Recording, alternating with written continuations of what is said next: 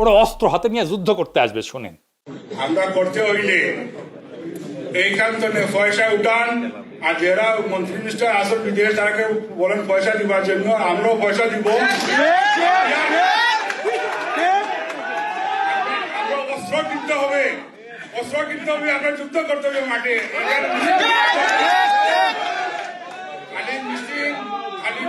মিছিল করলেও চলবে না, আমরা অস্ত্র ধরতে হবে, আমরা মাঠে নামতে হবে। এরা ইউরোপের মাটিতে বসে অস্ত্র হাতে যুদ্ধ করার কথা বলতেছে, আর প্রফেসর ইউনূসের সরকার ঘুমায়। এই সব কয়টারে আন্তর্জাতিক সন্ত্রাসবাদের অভিযোগে আটক কইরা বাংলাদেশে ডিপোর্ট করার কাজ করতে হবে। এটা পররাষ্ট্র মন্ত্রণালয়ের কাজ। প্রফেসর ইউনূসের সরকারকে বলতে হবে কিসের প্রেম এদের সাথে, এই টেরোরিস্টদের সাথে। আপনাদেরই তো লন্ডনে এরা অপমান করতে আসে, কারণ মনে করে আপনারা দুর্বল। একজন ভালসুন পররাষ্ট্র উপদেষ্টা রাখিছেন, মাইয়ার বাচ্চা সামলাইতে ওনারা আমেরিকা যায় বসে থাকতে হয় মাঝে মাঝে। পারবেন না তে বাল ফেলাইতে বসে আছেন কেন মিয়া? প্রতিরোধ শুধু কথার কথা না, রাষ্ট্র নির্মাণ শুধু কথার কথা না, এটা রাষ্ট্র নির্মাণ একটা সিরিয়াস কাজ।